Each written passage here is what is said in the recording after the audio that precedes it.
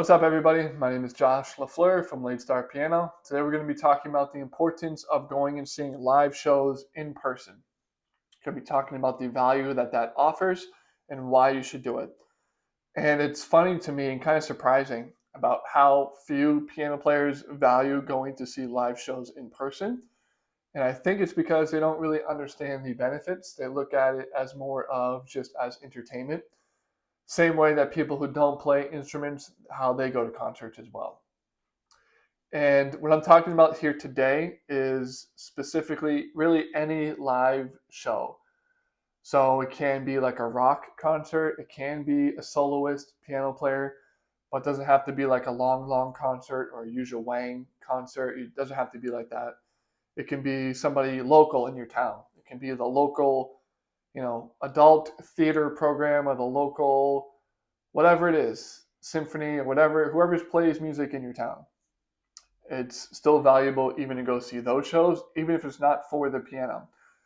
So, for example, for Valentine's Day, I just took me and my girlfriend to the symphony in our town in the local theater. It was a 3 violins and a cello.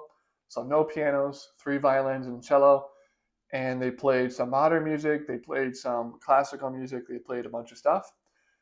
And I wanted to go because it obviously was a surprise for her. And I wanted to make sure that she had fun. But I also wanted to go so that I could evaluate what their preparation was like and what it was like to perform in front of a bunch of people. So there was maybe 60 people, 50 people in attendance, not a crazy big venue, but still big enough. It had the floor seating, and then it had another section, and then we were up in the balcony up top. And there was a good amount of people there. And it was just the four of them on stage, and they played really well. So it doesn't have to be, a world renowned piano player or something like that. It can be even people like that, just local in your town. They put on a show. Proceeds go towards the local theater club or whatever at the high school. That's fine. And some of the good things about this is you can kind of get into that environment of playing. So especially for those of you who don't have a lot of performance experience, if you have very few performances under your belt, or maybe you don't have any, going to shows like this, even if it's not piano specifically, it just gives you more experience about attending live shows, right? So you can kind of see how things are laid out. You can see how stages are around, especially in your local town. You can see what other people are playing. You can see how they sound in comparison to yourself. And it kind of gives you some experience vicariously through the performers.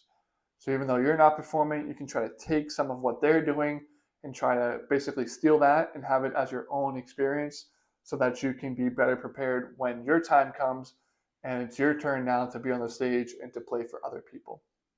That's point number one. You also want to feel the energy of the musicians on the stage. So you can watch things like their body language. You can watch things like how they are expressing the music that they're playing. So are they playing a lot of kind of love music, like what I was going to? Are they playing more classical music? Is it like rock and roll music? And based on what they're playing, how are they expressing that, right? So are they accenting certain notes? Are they playing a lot of crescendos? Are they getting louder and louder at certain points? Then maybe they accent the top note and then they slowly descend back down. What are they doing in preparation? What are they doing on the stage that is effective, right? And then you can also use the gauge of the audience themselves. So, for example, at the concert I went to, there were a couple songs that didn't really hit as well with the audience. They, once they were done, everybody would clap, but some songs would get a lot more claps than other songs. So the songs that get more claps are the songs that you deem to be better. What makes those songs better than the previous songs? Usually, I can almost guarantee it, it's the emotion that they're playing with. So again, things like expression, the dynamics, articulation, legato, staccato, things like that, but also the way that they are performing it.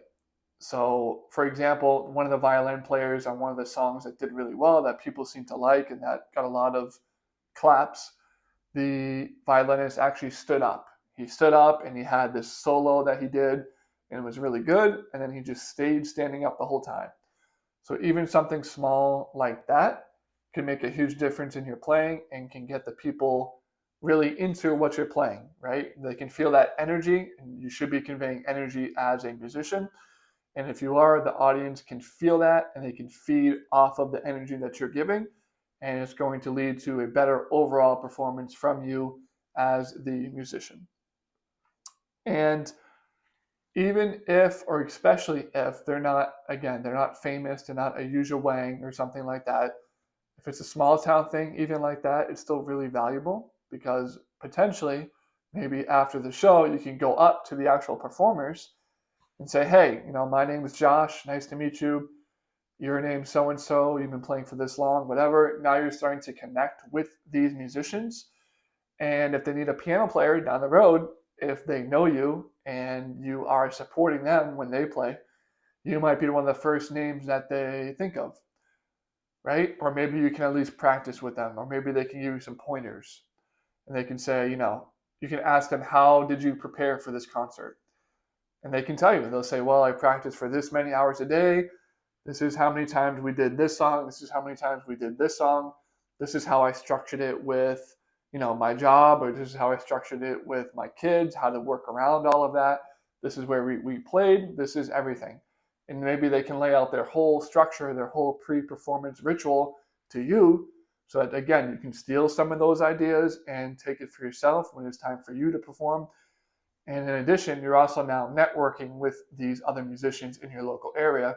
So again, whenever there's a performance needed and they need a piano player, you might be one of the first people that they call. So those are just a few of the benefits that going to live shows have. And if you're a musician, hopefully you like going to live shows anyway, even just for the entertainment value. But you can go there to be entertained and to be amused and to be grateful of the great music. But you can also go there, again, for all the other reasons I just listed, to get the networking in, to figure out how they structured it, to figure out what works, what doesn't work, and again, to kind of take some of that experience and use it for yourself. So with all that said, if you are just brand new to piano and you don't really plan on performing anytime soon, I do have a free guide on my website. It has 34 essential tips for the brand new adult beginner piano player, talking about music strategy, mindset and approach, music theory, a whole bunch of other things, and it's completely free. To get that, link is down below. I am also offering lessons right now via Zoom. To get started with those, send me an email. Link is down below. We'll set up a day and a time that works best for you. My name is Josh with Late Start Piano. Happy practicing.